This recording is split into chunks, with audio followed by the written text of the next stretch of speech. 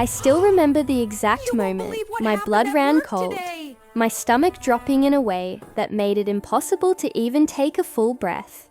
I was sitting at the kitchen table, trying to enjoy a cup of coffee, when my stepchildren, yes, my stepchildren, the ones I had been trying so hard to guide and care for, looked me dead in the eye and said, "We can break any rule you make because Mom would cover for us." I froze.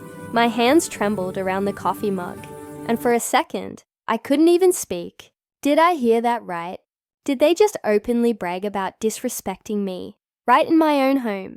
Tell me, if you were in my shoes, what would you have done? Because in that moment, I felt utterly powerless, humiliated, and deeply betrayed all at the same time. To give you some context, my life didn't start this way. When I married their mother, I knew the kids weren't going to be easy. They were teenagers, full of attitude, convinced they ran the world, and apparently already had a lifetime of being spoiled. I tried to approach it gently at first. Rules about curfews, chores, screen time, and respectful language. I thought small, enforceable boundaries were fair. I thought I could slowly earn their respect. But what I didn't expect was how quickly they would weaponize their mother's love, her fear of conflict, and my own desire to keep peace in the house against me. It started subtly. Socks left on the floor, homework half done, lights left on, things I could ignore at first, thinking it was just normal teenage rebellion. But the little rebellions snowballed into something much worse. They began talking back, challenging me openly in front of their mother, rolling their eyes, muttering insults under their breath. I brought it up gently with their mom, hoping she would help me reinforce the rules. But she just laughed it off. She said things like, "Oh, let them have fun, they're kids." Or, "You're too strict, relax a little." I realized quickly that she had no intention of backing me up. And that's when they started to realize that any rule I made could be ignored without consequence. The day they openly declared, it was like a punch to the gut. They sat across from me at the kitchen table, eating breakfast like it was a normal morning and without even a hint of guilt. They said it. "We can break any rule because Mom will always cover for us."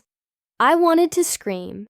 I wanted to make them understand the sheer audacity of their words, the disrespect dripping from every syllable. But I also knew that yelling wouldn't change anything. They would just laugh, knowing their mom would step in. My mind raced.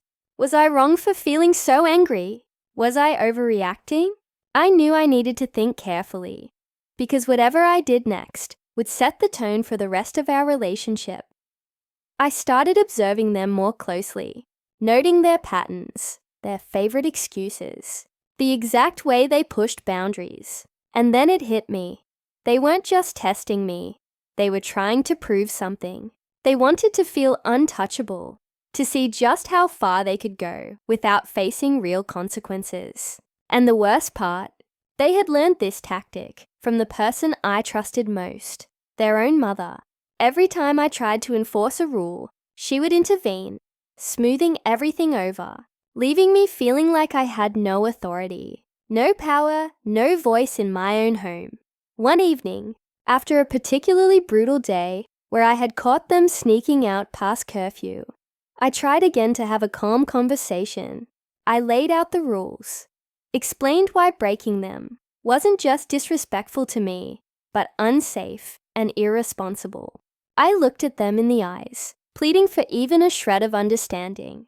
And do you know what they did? They smirked. One of them even shrugged. "Rules are just suggestions," they said. And their mother nodded in agreement from the doorway, giving me that helpless smile that said, "You're on your own with this." I felt my chest tighten, the weight of helplessness pressing down on me so hard I could barely breathe. It wasn't just about rules anymore. It was about respect, authority, and the very foundation of our household. That's when I realized I had to do something radical. I couldn't keep trying to enforce rules in the traditional way because the normal way had failed spectacularly. I needed a plan, something that would finally make them understand that actions have consequences, even if their mother tried to shield them. I spent weeks carefully crafting my strategy, observing their behavior, noting their weaknesses, and thinking about how to act without escalating the situation too quickly. I needed precision, timing, and above all, control. So that night, I started with small adjustments. I quietly documented every rule they broke, every lie, every sneaky action. I left subtle hints that I was keeping track. Then, I began introducing small, non-negotiable consequences, things their mother couldn't interfere with, things that directly affected them, but couldn't be argued away. At first, they laughed. They mocked me behind my back, thinking this was just another phase, another rule they could push past. But I stayed calm. I didn't give them the satisfaction of an emotional reaction. I just kept enforcing my plan, quietly, consistently, relentlessly. Midway through this process, I want to pause and speak to you again. This was the point where I had to make a choice. Continue to be powerless and let them walk all over me, or take control and risk a full-blown family war. So that's the situation I was in, and I had to make a choice. Before I tell you what happened next, I want you to pause and comment below what you would have done in my shoes. Would you have held your ground, or would you have let things slide to keep the peace? Because the answer I chose would change everything. The tipping point came one Friday night. They had broken multiple rules in a single day, lying about homework, sneaking snacks they weren't allowed, and even trying to skip their chores. Their mother had once again laughed it off when I confronted her, and I felt a spark ignite inside me. I couldn't let it go any longer. I gathered my notes, laid out the evidence, and calmly called them all together.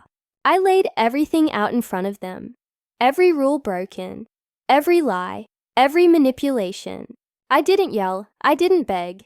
I just spoke the truth, slowly and deliberately, making sure they could feel the weight of their actions. And then I enforced consequences that were real, tangible, and impossible for their mother to override.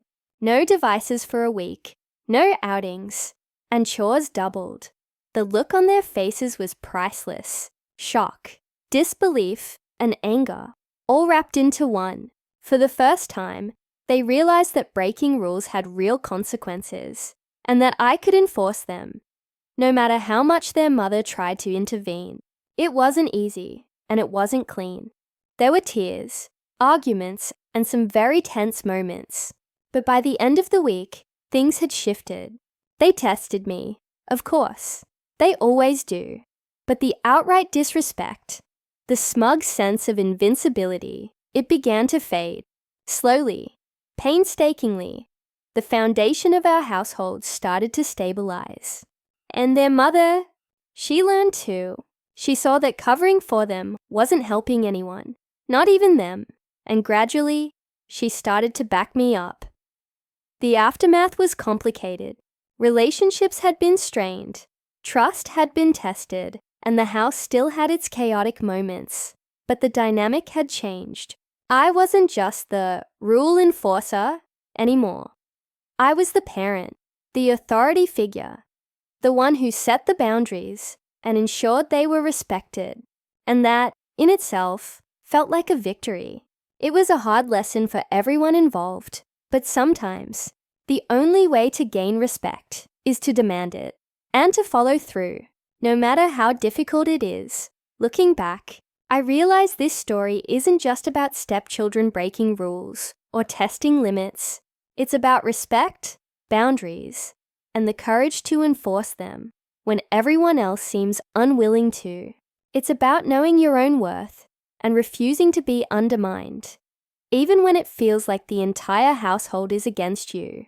And it's about understanding that sometimes the hardest decisions are the ones that create the most meaningful change. So, if you've ever felt powerless in your own home, remember this. Staying quiet doesn't build respect. Standing firm, even in the face of fear and resistance, does. If you were on my side, give this video a like, because you know how it feels to fight for respect in a situation that seems hopeless. Subscribe for more stories like this, because trust me, there are plenty more family dramas, shocking confessions, and moments that will leave you questioning what you would do in someone else's shoes. And most importantly, share your final thoughts on this whole mess in the comments section. What would you have done if you were me? I'll see you all in the next story.